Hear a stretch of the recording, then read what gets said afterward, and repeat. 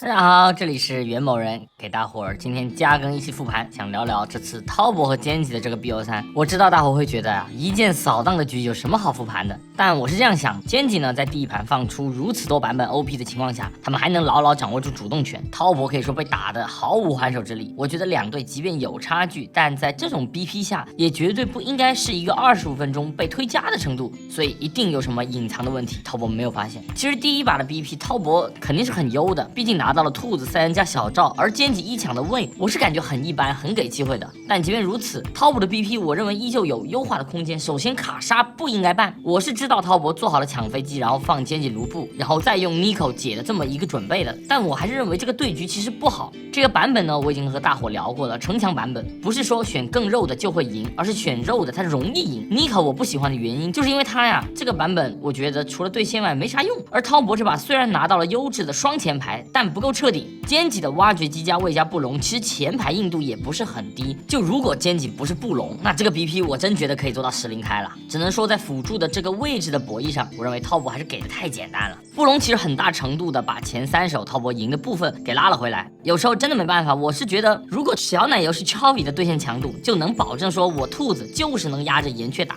其实滔博就完全可以抢布隆了，让奸计去拿飞机 Nico 打自己的卢布。但没办法嘛，滔博想的比较清楚，中路能不能赢线是个未知数，所以宁可阵容不那么坦，也要保证自己起码一路有优势，不然滔博这边拿到布隆，我说实话团战很舒服的。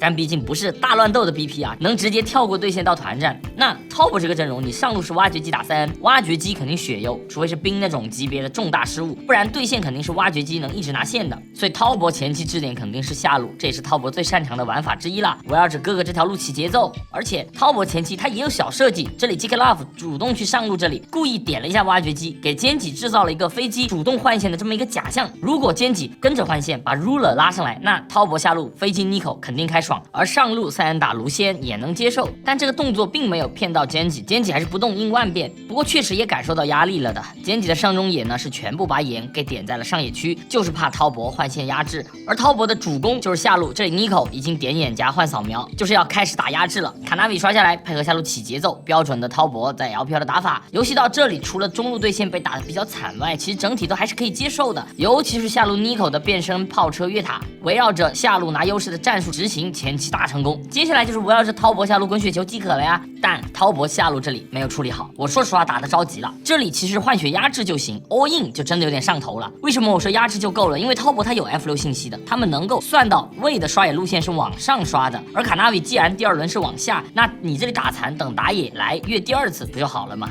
只能说心态上滔博太想一口吃成胖子了，所以他们打强队就会显得很不沉稳。相比呢，你像 Canyon 和 King 的这波配合既合理又果断，这里挖掘机闪顶确保3N肯定没法6级，就直接不给6-9操作空间了。而且 King 呢没有像冰一样第一件先出提亚马特，而是直接撑血量，保证自己在下一个超中团有画面。从这里开始我们就感受到两队的差异了，不仅仅是操作层面，而是对于下一步会发生什么，进而利用每一个变量的能力。滔博吃掉了第1条龙，但卡纳比前期他是抓了1次加控龙，那发育节奏上肯定比 Canyon 慢一点点。正常来说吃完龙啊，他应该回家补给了，但这里不知道是中路压力太大，还是卡纳比觉得发育节奏不用急，他反而走了一个比较反常的思维，他直接去吃红，然后呢明牌给Chovy压力，就别打了大哥，给点线权吧。而吃完红后呢，可以看到卡纳比也没有继续发育，而是69跟他打信号说上路河道没眼，所以卡纳比几乎也是一个类似的动作，就是去上路脏捅一下，跟中路一样，就是给你压力，你别推线了。可以说滔博在中上没线权的情况下，硬是创造出了先靠的空间。可游戏到这里，奸计的伏笔却已经全部铺垫好了。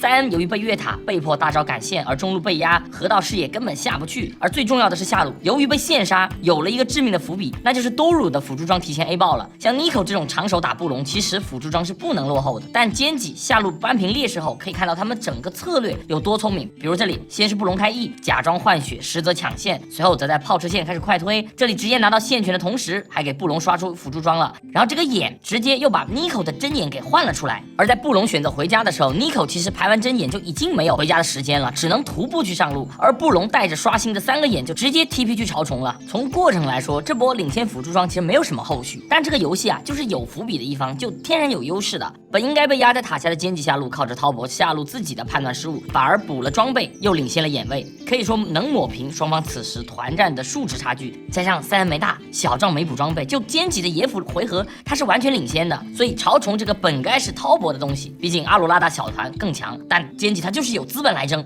实际上，我是觉得在布隆点 TP 的那一刻，滔博就应该意识到要撤了，因为现在他是一个视野劣势、装备劣势的对局。只是滔博他这波纯靠小奶油打了一波控制抵消。Canyon 这里啊，选择用位硬锁阿罗拉，我说实话也是给机会的。后续的团战，我们可以说啊，小奶油空 Q 了，或者说塞恩的 QW 没扎到，很可惜。包括马后炮来说，这个上野闪现去躲岩突，可能也不会死。但是我觉得打起来以后的操作是没法预料的。可滔博确实不该给歼击那么多的伏笔，伏笔就等于是给对手额外的操作空间啊。这波打完，局势就很烈了。但滔博的阵容他也不是一个输一波就结束的阵容，还是有的打的。但我们可以看到滔博这个队伍，他在防守端，尤其是换线这块，他们会有不愿意认输的感觉。游戏到这里，对线已经全部失败了，卡纳比甚至走到脸上来护着小奶油都会被打闪。但飞机此时还有一个人头，还有空间。而滔博最大的问题就是他们不舍得劣势去换线，就上路再被抽陀螺，中路打不过，下路也只能算军事，这里就应该提前放 AD 去挂中了，然后让小奶油主动的去上路找挖掘机，不管亏多少个兵，起码在这里得让歼击很舒服的对线不那么舒服。6-9的3人其实这个时候能换去下路打卢布，其实是可以接受的。但滔博在那种劣势下，老是缺乏耐心吧。卡纳米不知道是恼羞成怒还是暗惩戒，暗成了闪现，这里直接打蓝把闪交了。这种低级失误就不可能出现在 S 赛舞台上的。而且呢，对线你打不过，那打野这个版本是不可能有节奏的。赵信也是抓人不厉害的英雄，所以现在我认为滔博要解决的就是他们劣势下得学会认亏换线，而不是每条路都在硬顶，你就承认你打不过就行了。真的硬在这里被折磨就很奇怪。3路没线，野区卡纳比他是零信息，反而是歼击能一直入野拿信息。尤其挖掘机 King 他也不追求说什么快速穿线，我就是拿了优势静音野区做视野啊，然后歼击就一直有赵信的动向，所以我们才有了后面歼击进攻下路的画面。其实你这里看歼击他进攻也会有失误啊，这里 Canyon 不就纯搞节目效果吗？就滔博的尴尬就在于3条路打不过，没有换线去拉节奏，所以哪怕拿了人头没用，歼击复活出来一样吃小龙，甚至是歼击在12分钟主动把 AD 换去中的，就是为了控后面的峡谷嘛。然后又是每条路都劣势，大伙都坐牢，野区全是歼击视野。这段时间卡纳比一直没节奏，首先前期抓下控龙，然后潮州团又死了，他的法语节奏是卡住的，然后线上全部被推，他完全没有 Canyon 信息，而 Canyon 则永远知道卡纳比在哪个半区，就这种局是不可能抓节奏了。然后15分钟这里的峡谷团其实还是滔博的优势团嘛，全员一件套在手肯定是能发力的，但因为滔博一直有换线，6-9只能缩在塔下。其实我真心觉得队伍很烈的时候，这种3路被压真得主动放弃点东西，比如6-9这里上塔我给你了，我就先去靠队友抢位置，然后让小兔去吃上路，就对线被抽陀螺，真的得有人放弃啊，不可能所有人都在刷的。就这里看似 J Club 走脸收支，实际上是上路塔下坐牢来不了，中野慢一整个回合，人家都打完了，你都还没到河道的位置呢。明明是资源团很厉害的阵容，但一波正规的资源团都没有能打过。最后行的逆天闪现开看似没有意义，确实也没有意义，只是我们能看得出他急眼了，就已经变形了。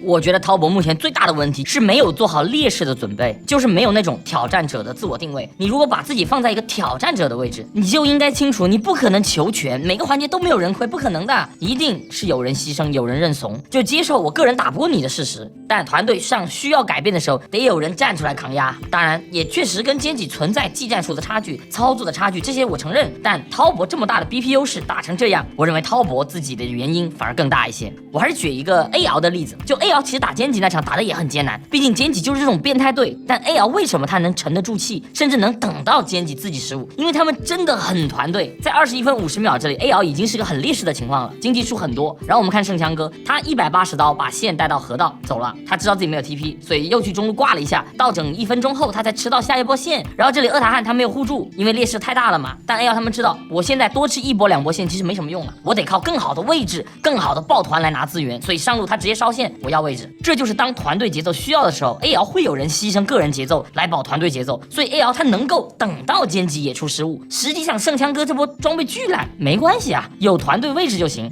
而滔博劣势以后，他们每个人都还会想着，哎呀，我先把自己的装备出了，哎呀，我把我自己的节奏准备好，然后再给到团队。而自己一旦不顺，整个队伍就感觉很散。所以我们发现滔博打优势局还可以，但劣势就感觉没人能站出来了。实际上他们是没有人能够意识到，就你没有那么重要，你被抽陀螺并不一定会输的。当遇到比自己更强的对手时，你不要把自己想的特别重要。这里我再举一个反面例子，就是 CFO 打 HLE 的那一场，他们打 HLE 的第2把，我是觉得阵容选的非常好的，但最后一波团战上单 Rest 的鳄鱼在没有 TP 的情况下，他就想着我要多出一个血手，为此他多摊了一波兵线，晚落位了很多，还卖掉了多兰盾，然后团战零作用。其实在我看来，这不是神话版本了。鳄鱼哪怕没有这个血手，但他如果能够配合队伍卡好位置，站住一个有利的地形，那么他的影响力，整个游戏的画面都是完全不同的。血手这个装备重要，还是团队需要你前排站住这个位置重要？这点真的是需要思考的。团队需要的是什么，就真的很多时候得好好想一想。而滔博就是缺乏那个主动站出来去把团队重新运转起来的人。打强敌有时候真的你得学会接受短痛，然后你再重新组织进攻。也希望滔博能够转变回来吧，现在游戏还没有结束。当然我不认为滔博转变过来就能够说打败奸计，但是确实需要把颓势给止住了。现在已经有点逐渐往先锋赛时期滑坡了的感觉了。希望滔博哥不要那么轻易的让国浩离职好吗？那我是袁某人，本期的内容就这么多，希望LPL后面能够加油吧。